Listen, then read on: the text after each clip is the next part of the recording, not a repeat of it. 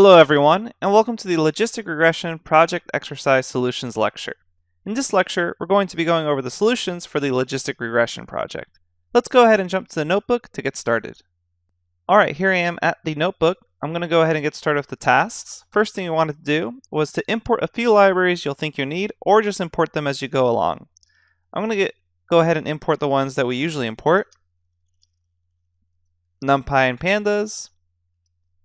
And then I'll also do the visualization libraries that we use, such as matplotlib, .pyplot as plt, import seaborn as SNS, and then matplotlib inline so I can see the visualizations in my Jupyter notebook.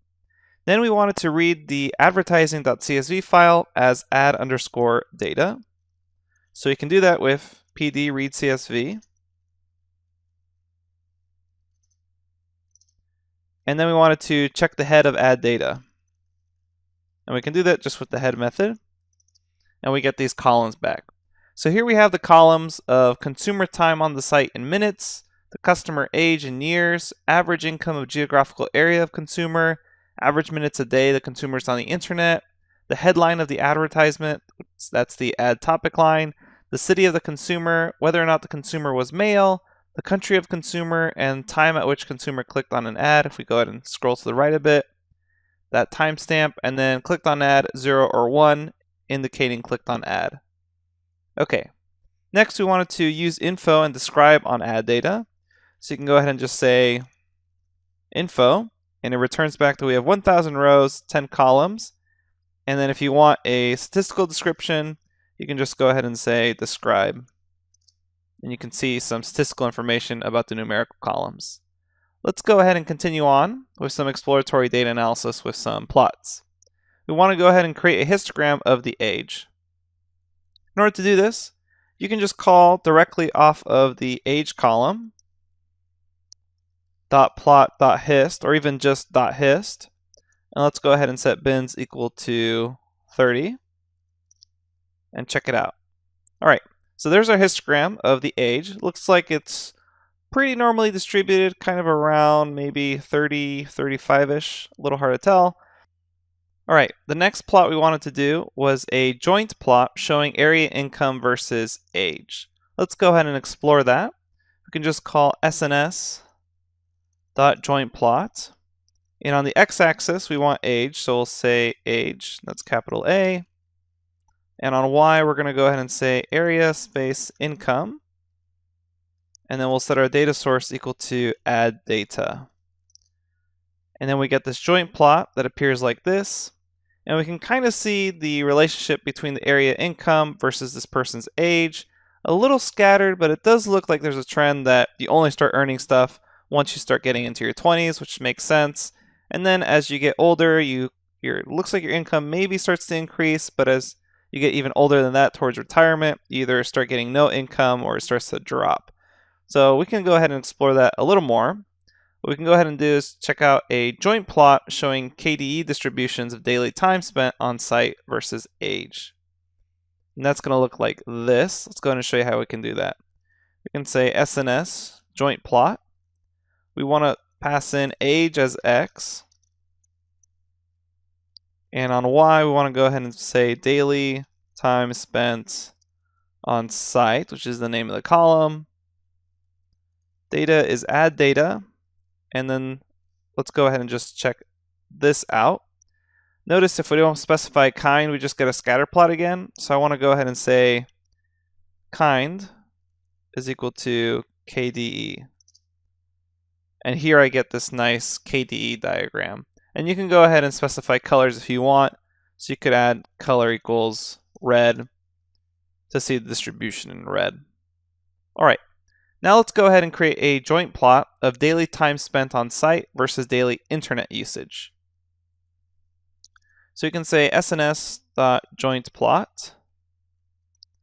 X is equal to daily time spent on site. And Y is going to be equal to daily internet usage, where data is equal to add data. Let's go ahead and just explore that. What does that look like? Notice I'm just keeping the color to default blue. Looks like we can definitely see two clusters here.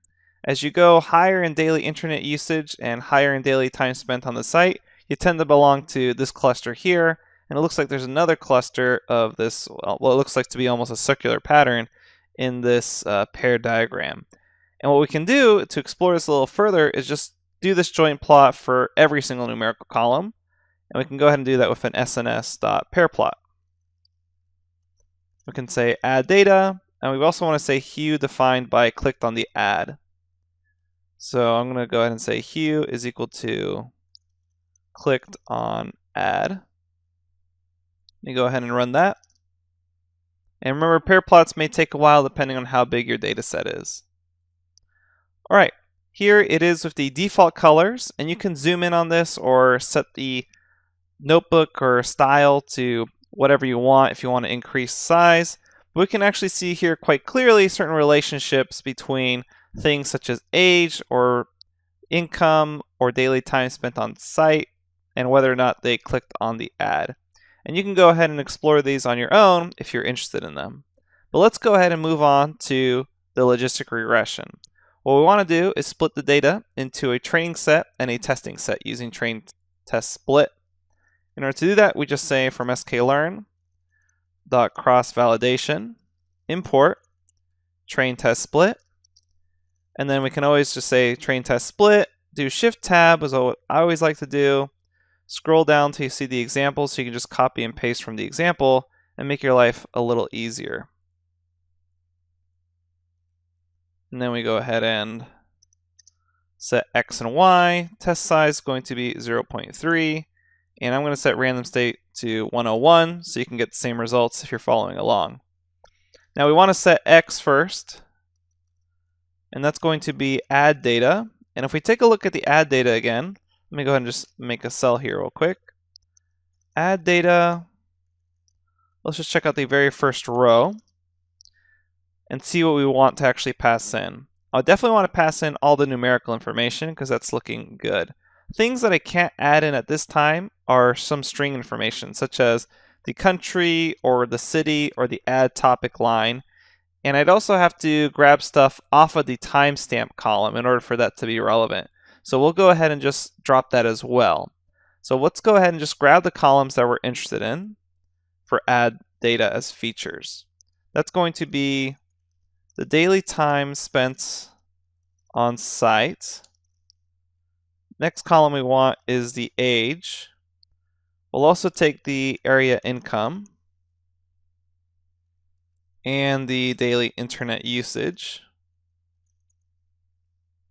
and whether or not that person is male. And that's it. Those are the columns we're going to be using. And then for Y, that's just going to be our target column, which is add underscore data. Did they actually click on the ad? Let's go ahead and run that, make sure it works. And it looks like we're good. So that means we can train and fit a logistic regression model on the training set. So I can go ahead and say from sklearn linear model import logistic regression. We'll say log model, go ahead and instantiate logistic regression. I'm just using tab here. And I will go ahead and fit that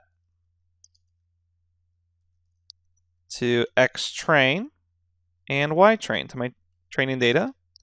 I've created my model, which means now I can actually predict values off of it. And I can say predictions is equal to log model.predict and pass in my test data. Then I can create a classification report, and I will say print call classification report, but that means I actually need to import it. So I'll go ahead and do that first. I'll say from sklearn.metrics import classification report, and we can, for good measure, also do the confusion matrix. So I can say print classification report, pass in ytest, and then the predictions. And you can do the same thing if you wanted to print confusion matrix, ytest, predictions. and this gives you a bunch of information. And in this case, it looks like we're actually doing pretty well. We're getting around 90% on the precision recall and 92% around the accuracy. Looks like we actually only have a few mislabeled points, which is not bad given the size of our data set. Now you can also clearly see here that for some certain features, the data in blue versus green here is actually quite separated. So that's a good indicator on certain things. Okay, I hope you enjoyed the project. It should have been pretty straightforward. However, certain instructions were left kind of vague on purpose, so you would actually have to reference the lecture. Certain things, such as the step on splitting data, was just left as a single line to split the data, even though it had multiple steps included with it, such as choosing the X and Y values. But as you get more and more used to working with scikit-learn and machine learning with Python, those things will become more and more natural to you. All right. Hope you enjoyed the project. Thanks everyone, and I'll see you at the next lecture. Feel free to post any questions you have to the Q&A forums.